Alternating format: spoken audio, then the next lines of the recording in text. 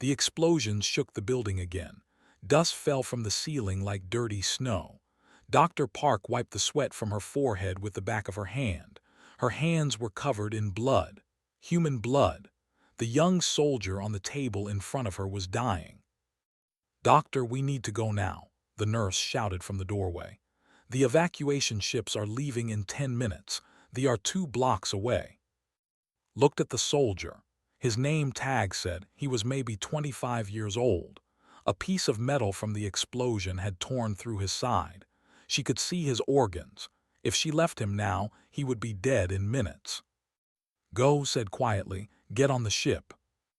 "Dr. Park, you'll die here." "Then I'll die doing my job. Go." The nurse hesitated, then ran. Heard her footsteps echo down the hall. Then silence. Just the sound of the machines keeping alive, and the distant thunder of alien weapons destroying her city. The medical facility was supposed to be safe. It had big red crosses painted on the roof, but they didn't care about human symbols. They had bombed it anyway. Most of the doctors and patients were already dead. The survivors had evacuated an hour ago. Only remained trying to save one more life. She worked quickly. Her hands moved with practiced skill.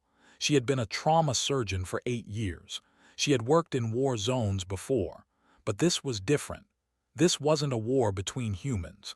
This was humanity fighting for survival against an alien empire that wanted to erase them from existence. The Dominion had attacked human colonies without warning.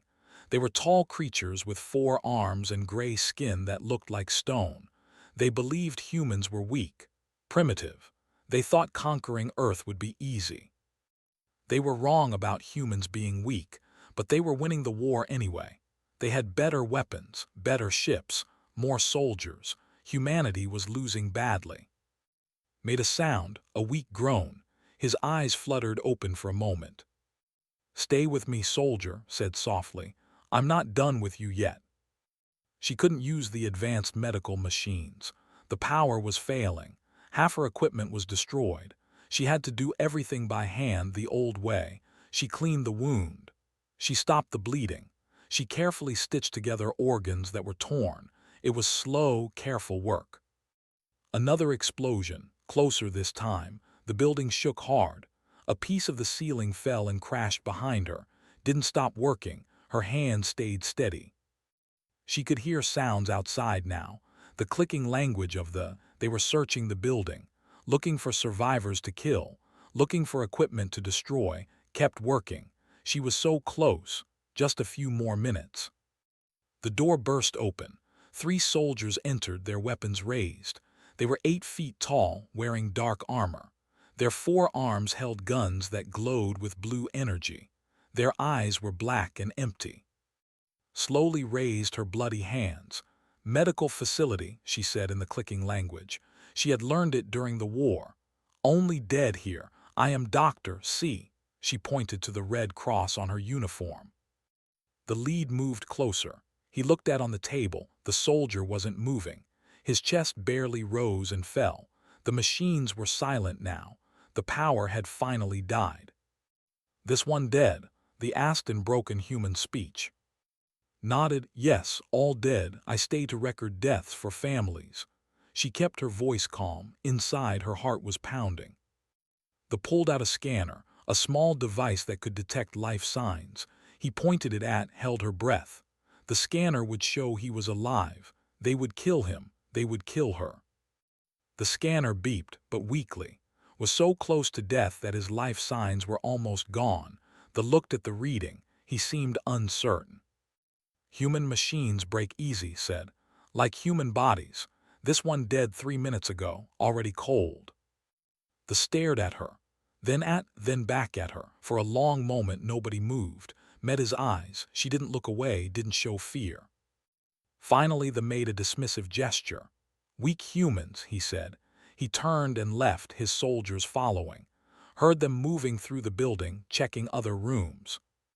She waited until their sounds faded. Then she moved fast.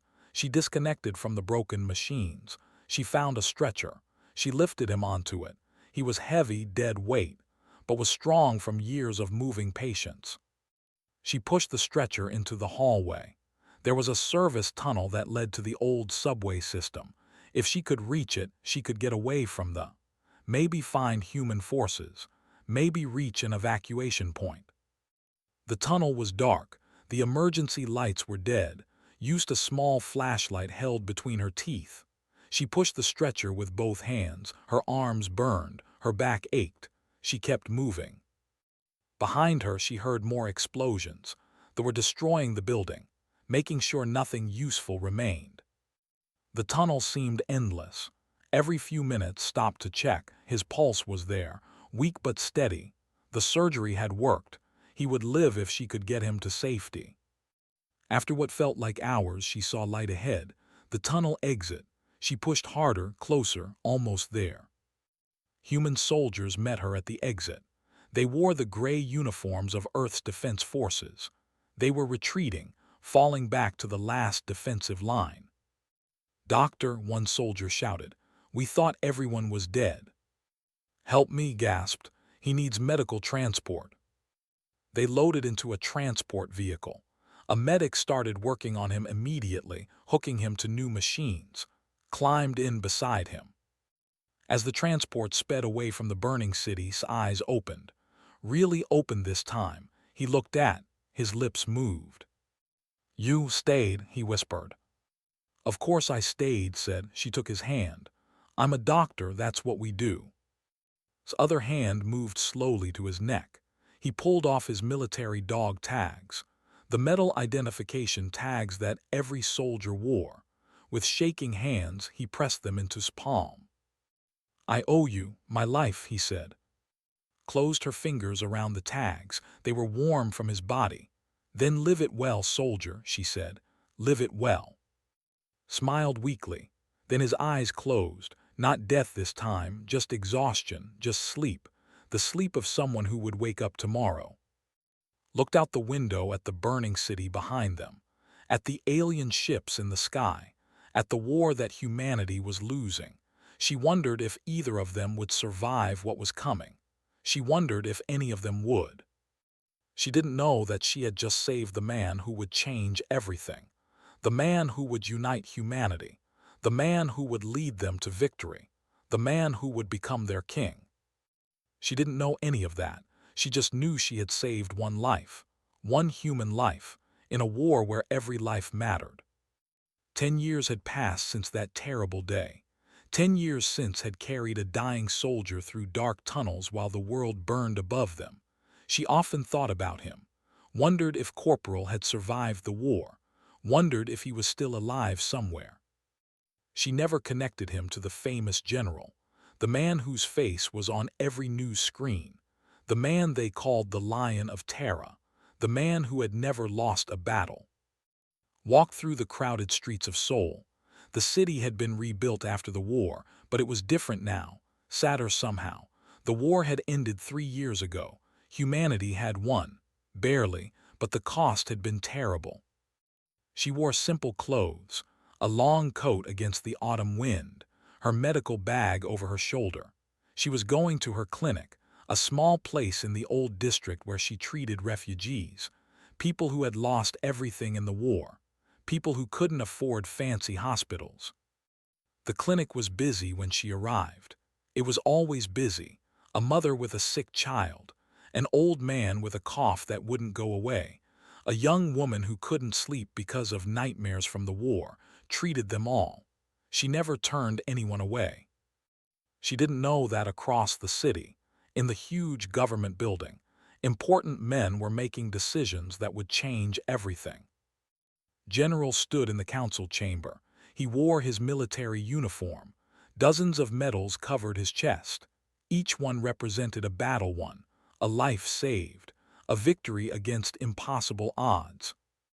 Around him sat the government officials, fat men in expensive suits, men who had gotten rich while soldiers died, men who had never seen battle but made decisions about war. "We should accept the treaty," one official said. He was sweating even though the room was cold. "They are offering peace. We should take it." "Read the treaty again," said quietly. His voice was hard, cold. Really rate it. Another official cleared his throat.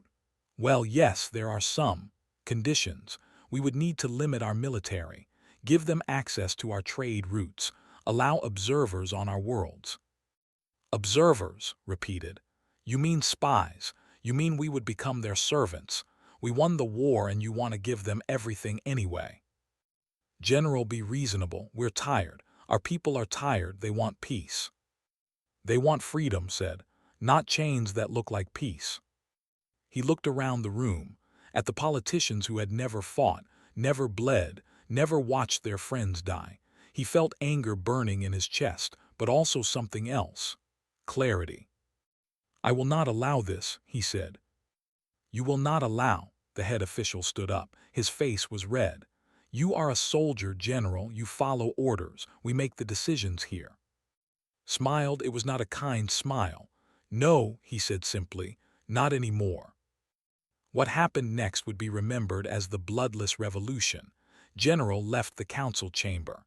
He made 3 phone calls, one to the orbital defense fleet, one to the colonial governors, one to the other military commanders. Within 6 hours, the government had fallen. Not a single shot was fired. The people celebrated in the streets. The military stood with. The colonies sent messages of support. Everyone was tired of corrupt officials, tired of lies, tired of leaders who didn't care about them. Didn't want to be a dictator, didn't want to be a king, but someone had to fix the broken system. Someone had to unite humanity before it tore itself apart.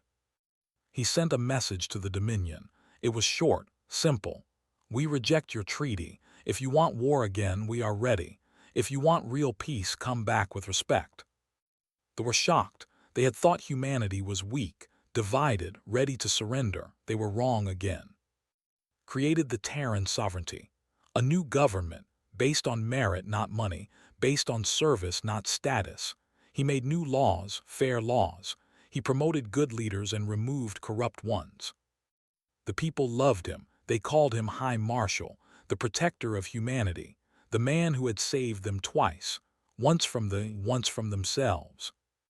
But never forgot where he came from, never forgot the men and women who had fought beside him, never forgot the people who had saved his life when he was just a frightened young soldier. He created the Order of Humanity's Guardians, a special medal, the highest honor, for people who had shown true courage during the war, soldiers who had fought impossible battles, civilians who had risked everything to help others. His staff brought him lists of names, thousands of them, read every single one. He wanted to know their stories, wanted to honor them properly. Late one night, sitting in his office, he saw a name that made him stop, made his heart skip. Dr. Park, trauma surgeon, stayed behind during the evacuation of medical center, saved 47 soldiers before final retreat, missing and presumed dead. But there was a note added later. Correction, confirmed alive, currently running civilian clinic in Seoul. Stood up so fast his chair fell over. His hands were shaking. He opened a locked drawer in his desk. Inside was a small box. He had carried it with him for 10 years, through every battle, every victory, every defeat.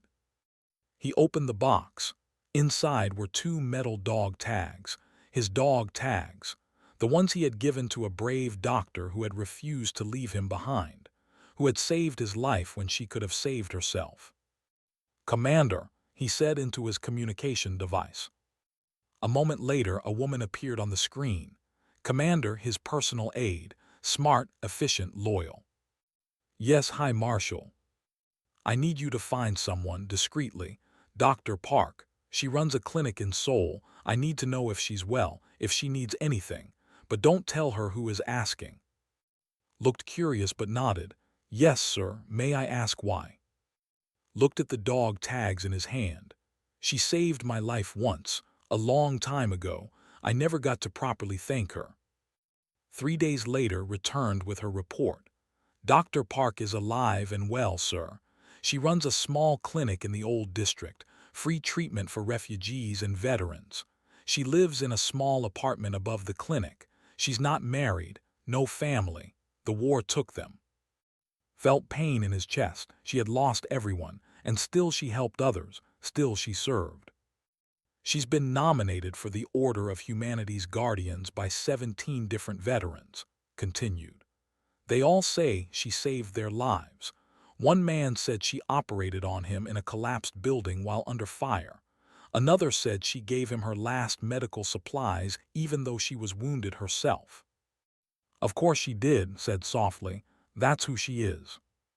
He made a decision that would shock everyone. High marshals didn't personally present medals. They had ceremonies, official events. Other people did those things. But wasn't just anyone. She was the reason he was alive, the reason he had been able to fight, to lead, to save humanity. Prepare a ceremony, he told. Full honors, prime-time coverage. I want everyone to see this. Sir, you're going to present it yourself.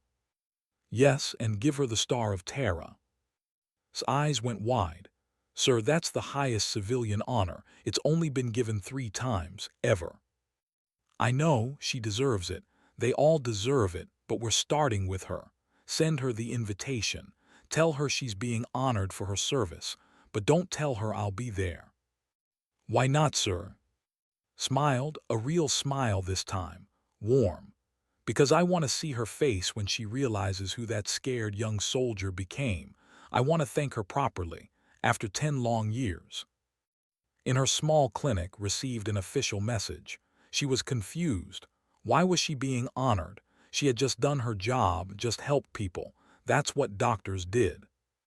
But the message was formal, official, from the Terran sovereignty itself. She couldn't refuse. She didn't own fancy clothes. She borrowed a simple dress from a neighbor. She took the train to New Geneva, the new capital city, built after the war as a symbol of unity. She had no idea that everything was about to change, that the scared young soldier she had saved in a bombed hospital was now the most powerful man in human space, that he had never forgotten her, that he was about to show the entire galaxy what humanity truly valued. Not weapons, not power, not conquest, but the bonds between people, the debt owed to those who save lives, the memory of kindness in dark times. She had no idea that in trying to save one life, she had helped save them all. The Grand Hall of New Geneva was enormous, had never seen anything like it. Crystal chandeliers hung from the ceiling. Marble floors reflected the lights like mirrors. Hundreds of people filled the space. Officials in formal clothes, military officers in dress uniforms, news cameras everywhere. Felt completely out of place. Her borrowed dress was simple and old. Her shoes were worn. She stood near the back, hoping nobody would notice her. A woman in a military uniform approached. She was young, maybe 30, with kind eyes. Commander, though didn't know her name yet. Dr. Park, the woman asked. Yes, said quietly. Please come with me. You're one of the honorees today. You should be up front. Followed her through the crowd. People stared. She felt her face getting hot. Why were there so many people here? The message had said it was a ceremony. She thought it would be small, quick, a handshake and a medal. Then she could go home. Led her to a special section. 10 other people sat there, all civilians, all looking as confused and uncomfortable as felt. An old man who had hidden soldiers in his basement, a teacher who had kept children safe during a bombing, a farmer who had fed refugees for 3 years. The High Marshal will be here soon, said. Then she left. His heart jumped. The High Marshal, General himself, was coming. She had seen him on the news, everyone had. The man who had saved humanity, the man who had united them, the man who ruled with wisdom and strength. But why would he come to this ceremony? Important leaders didn't present medals to ordinary people. They had assistants for that, unless this was more important than she thought. Music started playing. Everyone stood too, her legs shaking. The doors at the far end opened. Guards entered first, then him, High Marshal, he wore a dark uniform with gold trim. Medals covered his chest. His face was older than the news photos. Harder. The face of a man who had seen terrible things. He walked to the center of the hall. The crowd was completely silent. The High Marshal never attended these ceremonies. This was unprecedented, historical. Reached the podium, he looked out at the crowd. Then his eyes moved to the honorees, too. Their eyes met across the vast hall. Felt something, a feeling of recognition, but that was impossible. She had never met the High Marshal, unless... No, it couldn't be. But those eyes, she had seen those eyes before. Frightened eyes, dying eyes, eyes that had looked at her with gratitude as she pressed dog tags into her hand. "Corporal," she whispered, so quiet that nobody heard. Saw the recognition on her face. He smiled, a warm, real smile that made him look younger. He began to speak. 10 years ago, his voice carried through the hall, amplified by speakers. Humanity faced extinction. We were losing a war against an enemy that saw us as weak, primitive, easy to destroy. They were wrong, but not because of our weapons, not because of our ships. They were wrong because they didn't understand what makes humanity strong. He paused. The crowd was completely focused on him. What makes us strong is simple. We don't leave each other behind. When one of us falls, another picks them up. When one of us is in danger, another stays to help. Even when it would be easier to run, even when it would be safer to leave, we stay, because that's what humans do. Felt tears in her eyes. He was talking about her, about that day, about the choice she had made. Today we honor 11 people, continued. Ordinary people who did extraordinary things, who saved lives when they could have saved themselves, who showed the best of what humanity can be. He stepped away from the podium. He walked toward the honorees, toward Dr. Park, he said. His voice was soft now, personal. 10 years ago, you stayed behind in a bombed medical facility. You performed surgery while the building was being destroyed. You saved a young soldier's life. Then you carried him through tunnels to safety. The crowd murmured. News cameras focused on. She couldn't move, couldn't speak. That soldier was me, said. The crowd gasped. Everyone started talking at once. This was incredible. The High Marshal was honoring the woman who had saved his life. This had never happened before. Reached into his uniform. He pulled out a small box, recognized it. She had one just like it at home. Inside were his dog tags, the ones he had given her. I've kept these for 10 years, said. Hoping someday I could return them. Hoping I could thank you properly. He opened another box. Inside was a medal, the Star of Terra. It was beautiful, a silver star with a blue center, the highest civilian honor, given only to those who had saved humanity itself. What happened next shocked everyone in the hall, shocked the millions watching on screens across human space, shocked the galaxy. High Marshal, the most powerful man in human civilization, knelt before. Dr. Park, he said, looking up at her. You saved my life when you had every reason to save yourself. You carried me when I couldn't walk. You gave me the chance to live, to fight, to serve. Every victory we've won, every life we've saved, every human who is alive today because we won the war, you made it possible. Tears ran down his face. She tried to speak but couldn't. Her throat was tight. I'm sorry it took me 10 years to find you, said. I'm sorry I couldn't thank you sooner, but I never forgot, not for a single day. He held up the medal. This is the Star of Terra, the highest honor we can give, but it's not enough. Nothing could ever be enough to repay what you gave me, what you gave all of us. He pinned the medal to her dress. Then he took his old dog tags from the box and placed them in her hands, the same hands that had saved his life. These belong with you, he said. You earned them that day. You earned everything. Finally found her voice. Stand up, she said softly. Please stand up. You don't need to kneel to me. Smiled but stayed kneeling. You stayed when you could have run. You risked your life for mine. The least I can do is show proper respect. Reached down and took his hands. She pulled him to his feet. They stood facing each other, the doctor and the soldier, the civilian and the marshal, two people connected by one terrible, beautiful moment. "You honored my gift," said, her voice shaking. "You became a man worth saving. You saved millions. We're even." "No," said gently. "We'll never be even, but I'll spend the rest of my life trying." The crowd erupted in applause.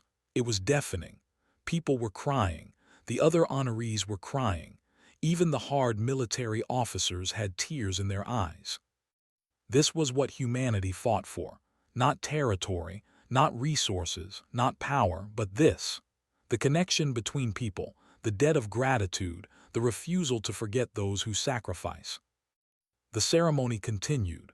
Honored the other 10 people with the same respect, the same gratitude. Each one received a star of Terra. Each one had saved lives, had shown courage, had been heroes in their own way. But everyone knew that moment was special. The High Marshal had knelt. He had shown the galaxy what he valued most. Not weapons, not strategy, but the doctor who had refused to leave him behind. Later, after the ceremony and talked privately, they sat in a quiet room away from the crowds, just two people who had survived a war. "What will you do now?" asked. "Go back to my clinic," said. "There are still people who need help. I could give you a position, Chief Medical Director, head of all medical services for the sovereignty. You could help millions." Shook her head. "I'm not a politician. I'm not an administrator. I'm a doctor. I help people one at a time. That's what I'm good at." "Understood. Then let me help your clinic. New equipment, more supplies, whatever you need." "No special treatment," said firmly. "There are thousands of clinics. Help all of them equally." "You're as stubborn as I remember," said with a laugh. "And you're as determined to repay a debt that doesn't exist," replied. They both smiled. They both knew the truth. The debt did exist, would always exist, but it went both ways now. He had given her purpose, had shown that her choice mattered, that saving one life could change everything. They didn't know that soon they would need each other again, that the war wasn't really over, that they were watching and planning, that humanity's greatest test was still to come. But for now, in this moment, they were just two people who had survived, who had saved each other in different ways, who proved that humanity's greatest strength was the refusal to abandon each other. 6 months after the ceremony, everything changed again. The Dominion had been watching. They had seen the High Marshal kneel before a civilian doctor. They had seen humans celebrate this moment. This showed weakness.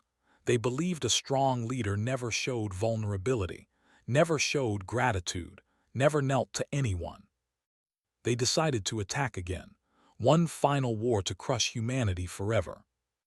The fleet assembled at the edge of human space, 3,000 warships, the largest fleet they had ever created. They sent a message too. It was simple and brutal. "Surrender now or die. This is your last chance." Stood in the command center of the Terran Defense Station. Around him were his best commanders, Admiral Minyu Lee, General Park. Commander, all of them had fought in the First War. All of them were ready to fight again. "What are our numbers?" asked. "We have 800 ships," Minyu said quietly. "Maybe 900 if we pull everything from the outer colonies. We're outnumbered more than 3 to 1. The room was silent. Everyone knew what those numbers meant. They would lose. Humanity would fall. Everything they had built would be destroyed. "Then we use strategy," said. "We use what makes us human. We don't fight their way. We fight our way." "What do you mean?" asked. "They think kneeling to that doctor showed weakness," said. "They don't understand. Humans fight for each other, not for glory, not for conquest, for each other. That's our strength. That's what they'll never understand."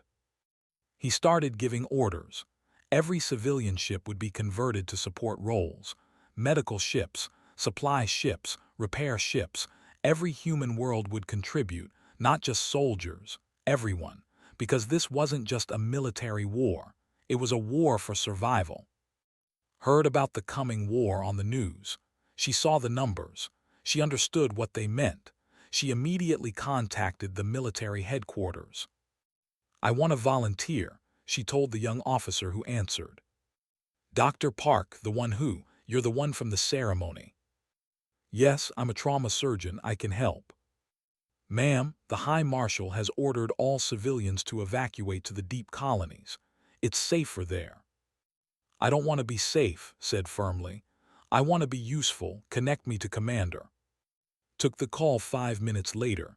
"Dr. Park, the High Marshal won't like this." "I don't care what he likes," said. "I'm a doctor. There's going to be a war. People will be hurt. I can help. Don't make me go around you."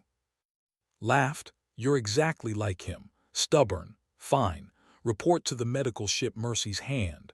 But when he finds out, I'm telling him it was your idea." Deal. Arrived at the Mercy's Hand 3 days later. It was huge. A mobile hospital that could treat thousands of wounded. The staff was busy preparing, setting up operating rooms, stocking supplies, getting ready for the flood of injured that was coming. The head doctor was an older man named Doctor. He recognized immediately. "Dr. Park, I've read about your work. It's an honor. But are you sure about this? It's going to be bad, really bad." "I've been in war zones before," said. "I know what to expect." "Not like this," said quietly. "This is going to be the biggest battle in human history. The casualties will be. I don't want to think about it." "Then we'll need all the help we can get," said. "Put me to work." Word spread that Dr. Park, the woman who had saved the High Marshal, was serving on a medical ship. Other doctors and nurses volunteered. If she was willing to face danger, they would too. Within a week, the medical corps had doubled in size. Found out when it was too late to stop her. He called her on a secure channel. "You should be safe," he said. His face on the screen looked tired, worried. "So should you," replied, "but here we are. If we lose this battle, the medical ships will be destroyed. Don't spare anyone." "I know, but if you win, you'll need doctors to save the wounded. I'm doing what I do best, just like you."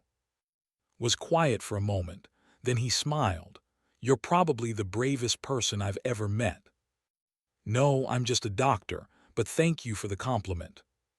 "When this is over," said, "I'm assigning guards to follow you everywhere, to keep you out of trouble." "When this is over, you can try," said with a smile. "Good luck, Marshal. Come back alive." "You too, Doctor." The battle began 3 days later. The fleet moved toward Earth. Humanity's fleet moved to intercept them. The Battle of Terra's stand had begun. The first hours were chaos, ship-to-ship combat, explosions that lit up space like new stars. Humans fought with desperate courage. They used every trick, every strategy. They were outnumbered, but they refused to break. On the Mercy's Hand, and the other doctors waited. They knew the wounded would come soon. They came in waves. Transport ships brought in hundreds of injured soldiers. Burns, broken bones, wounds from weapons that cut through armor. The operating rooms ran non-stop, worked for hours without rest. Her hands moved automatically. Cut, stitch, stop the bleeding, save the life. Next patient. The battle raged for 2 days. Humanity was losing ground, too many ships destroyed, too many soldiers dead. They were pushing toward Earth. Then made a desperate move. He took his flagship, the Terran Pride, and led a direct assault on the command ship. It was suicide. Everyone knew it. But if he could kill the Admiral, their fleet would fall into chaos. The Terran Pride broke through the lines. It fired everything it had at the enemy command ship. The ship exploded in a massive fireball. The Admiral was dead. But the Terran Pride was crippled. Multiple hull breaches, engines failing, life support critical, and was badly injured. Shrapnel from an explosion had torn through the bridge. "Get the High Marshal to medical," someone shouted. "He's dying." Field medics worked on in the damaged ship, but his injuries were too severe. They couldn't save him there. They needed a real hospital. They needed the Mercy's hand. The message came through too. Incoming critical patient. High Marshal, multiple penetrating wounds to chest and abdomen. He's not going to make it. Felt her heart stop. Not again, not him, not after everything. She ran to the receiving bay. The transport arrived. They carried out on a stretcher. He was pale, bleeding. His eyes were closed. "Get him to Orwan," shouted. "Move." They rushed him to the operating room, scrubbed her hands, put on gloves, looked down at the man she had saved once before. "You promised to come back alive," she said quietly. "Don't you dare break that promise." Doctor was beside her. "You can't operate on him. You're too close. It will affect your judgment." "He's dying," said. "I'm the best trauma surgeon on the ship. You know it, I know it. Get out of my way." Hesitated, then nodded. "Then I'll assist. Let's save him again." The surgery was brutal. 6 hours, worked with complete focus. She repaired torn organs, removed shrapnel, stopped internal bleeding. She remembered doing this before, 10 years ago, in a bombed building with failing equipment. But she had more now. Better tools, better staff, better conditions. She had everything she needed. Except time was fatting. His heart was failing. They were losing him. "No," said. "No, you don't get to die. Not now, not after everything." She worked faster, pushed harder, refused to give up, just like she had refused to give up 10 years ago. And slowly, incredibly stabilized. His heart rate improved. His blood pressure rose. He was going to live. Stepped back from the table. Her arms were shaking. Her whole body was shaking. She had saved him again, twice now. Twice she had pulled him back from death. "He's going to make it," said. He sounded amazed. "That was incredible. I've never seen anything like that." Pulled off her bloody gloves. "I wasn't going to let him die," she said simply. "He still has work to do. We all do." Hours later, woke up in recovery, was sitting beside his bed. She looked exhausted, but she was smiling. "You saved me again," said weakly. "You're making a habit of getting hurt," replied. "Stop doing that." "I'll try." "Did we win?" "Yes, when you killed their admiral, their fleet fell apart. They're retreating. We won. Earth is safe." Closed his eyes. Relief washed over his face. "Good, that's good." "You almost died to do it," said. Her voice was sharp, angry. "You took a stupid risk." "It worked, didn't it?" "That doesn't make it less stupid." Opened his eyes and looked at her, really looked at her. I'm sorry you had to save me again." "Don't apologize," said softly. "Just live. That's all I ask. Live and keep being the man worth saving." "Only if you promise the same thing," said. "No more volunteering for dangerous missions." "I'm a doctor. Danger comes with the job." "Then I guess we're both stubborn fools," said with a weak laugh. "I guess we are," agreed. Outside the medical ship, the battle was over. Humanity had won again, against impossible odds, because they fought for each other, because they refused to abandon their own, because one doctor had shown them what that meant twice by refusing to let their leader die. The Dominion finally understood. Humanity wasn't weak. Humanity was strong in ways they would never be, and that made them dangerous, made them unconquerable. The Dominion sent a new message 3 weeks after the battle. This time it was different. They weren't threatening. They weren't demanding. They were asking for peace, real peace. The ambassador arrived on Earth in a small ship. He came alone and unarmed. It was a sign of respect, of surrender, of understanding. Met him in the council chamber. He had recovered from his wounds but still moved carefully, had made him promise to rest. He was trying to keep that promise, mostly. The ambassador was an old. His 4 arms moved slowly. His gray skin was marked with scars from many battles. "High Marshal," the ambassador said in perfect human language, "I come with an offer of true peace. No tricks, no conditions, just peace between equals." "What changed?" asked. "You've been trying to conquer us for 15 years. Why stop now?" "We finally understand," the ambassador said. "We thought you were weak because you value individual lives, because your leader knelt to a civilian, because you saved the wounded instead of leaving them to die. We thought these things made you soft. And now we know these things make you strong. Your doctor saved you twice. You saved your people twice. You don't fight for glory or conquest. You fight for each other. That makes you impossible to defeat." The ambassador bowed his head.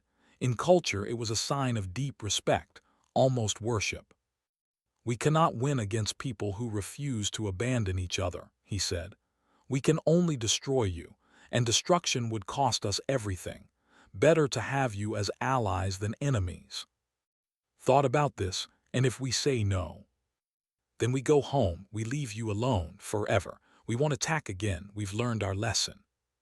What about reparations? You destroyed our worlds, killed billions. You think we'll just forget?" "No," the ambassador said. "We'll pay whatever you ask. We'll help rebuild. We'll share technology. We'll do whatever it takes to make things right. It will take generations, but we'll do it." Looked at his advisors, Admiral Minu, Commander, others who had fought in both wars. They all nodded. They were tired. Everyone was tired. It was time for peace. "All right," said, "we'll negotiate, but this time humans write the treaty, not you." "Agreed," the ambassador said. "One more thing, our people want to meet the doctor, the one who saved you twice, the one who showed us what humanity truly is. May we meet her?" Smiled, "You'll have to ask her. She doesn't follow orders, not even mine." Was back at her clinic in Seoul when the message came, an official request from the Dominion to meet her. She almost laughed. Aliens wanted to meet her. Why? But the message explained. They had studied the war. They had studied human behavior. They had concluded that Dr. Park represented everything that made humanity strong: compassion, courage, the refusal to give up. They wanted to learn from her. Agreed to meet them, not because she wanted attention, but because maybe, just maybe, she could help prevent future wars. The meeting was private, just in 3 diplomats. They sat in a simple room, not the grand hall, not some official building, just a quiet place where they could talk. "Dr. Park," one said, "we want to understand. You could have escaped. You could have saved yourself twice. Why didn't you?" Thought about this. Because that's not what humans do. We don't leave each other behind. Soldier, civilian, stranger, it doesn't matter. We help each other. That's what makes us human. "But you risked your life for one person." "Yes, because one person matters. Every person matters. If I save one life, that person can save others. They can create, build, love, have children who will do the same. One life isn't just one life, it's the future." They were silent. They had never thought about it this way. In their culture, individuals were expendable. Only the empire mattered. "Your High Marshal became a king," another said. "But he knelt to you. In our culture, this would destroy his power, make people think he was weak, but humans loved him more for it." Why? "Because it showed he remembered where he came from," explained. "It showed he was grateful. It showed he valued the people who helped him. That's not weakness. That's strength. Real strength." They discussed this among themselves in their clicking language. Then they turned back to. "We have made a decision," the lead diplomat said. "The Dominion will adopt a new policy. We will value individual lives. We will honor those who help others. We will learn from humanity. It will be difficult. It will take time, but we will change." Smiled, "That's all anyone can ask, to try to be better." After the left sat alone. She thought about everything that had happened.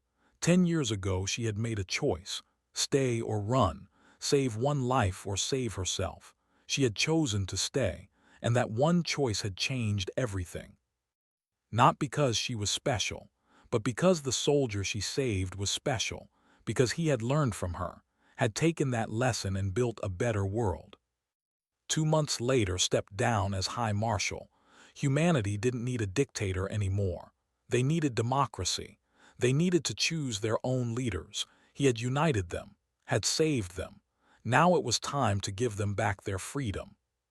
He announced this in a public speech.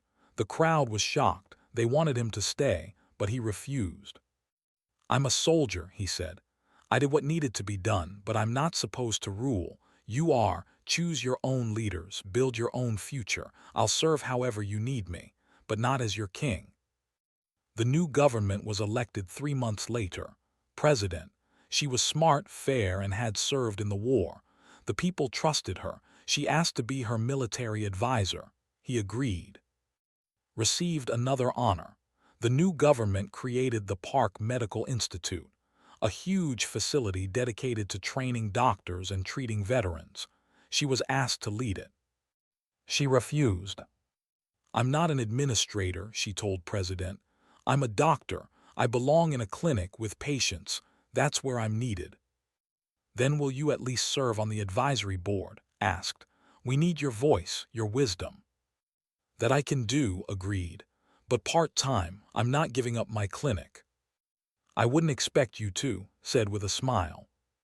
Years passed, peace held.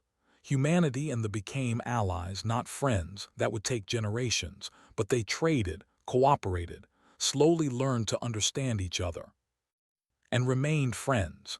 They met for coffee once a month, just two people who had survived a war, who had saved each other in different ways. "Do you regret it?" asked one day. "Staying behind that day, your life would have been easier if you'd evacuated." "Never," said immediately. "That day defined me, defined us both. I'm proud of the choice I made." "I'm grateful you made it," said. "Every single day I'm grateful." 20 years after the First War, a monument was unveiled in New Geneva. Two statues, one of a soldier in battle armor, one of a doctor in bloodied scrubs. They faced each other. The soldier was kneeling. The doctor was helping him stand. Between them, carved in stone, were simple words. "They saved each other. They saved us all. Never forget." The ceremony was huge. Thousands of people attended, and were both there, both much older now, both by time and memory. "They made your statue too young," said, looking at the stone doctor. "You looked more tired that day." "And they made you too clean," replied. "You were covered in blood and dust." "True, but I think they captured the important part." "What's that?" "The moment when one human refused to leave another behind. The moment that changed everything." They stood in silence looking at the monument. Around them the crowd celebrated. Children played. Veterans saluted. People took photos. The younger generation didn't fully understand what the war had been like. They had grown up in peace. They knew the stories but hadn't lived them. That was good. That was how it should be. But the monument would remind them, would teach them, would show them what humanity valued most, not conquest, not domination, not power, but the simple act of staying, of helping, of refusing to abandon each other. An old approached them. He wore the robes of a diplomat. His gray skin was marked with age. "High Marshal Dr. Park," he said with a bow. "I wanted to thank you, both of you. Because of you, my people learned a better way. We're still learning, but we're trying." "That's all we can ask," said. "From anyone, just try to be better." The left and walked through the crowd. People recognized them, thanked them. Some asked for photos. Some just wanted to shake their hands.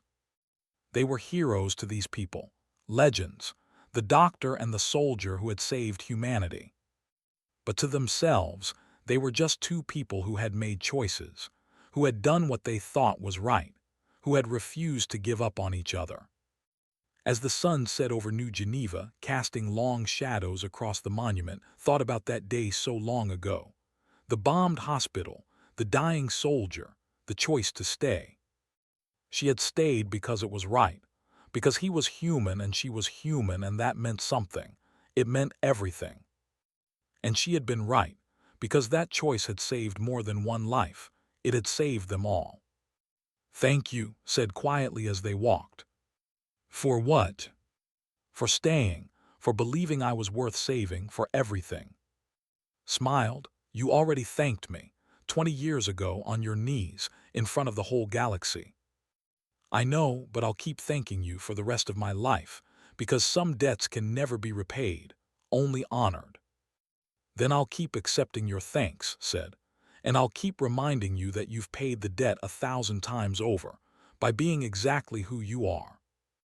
They reached transport. She was going back to Seoul, back to her clinic, back to helping people one at a time.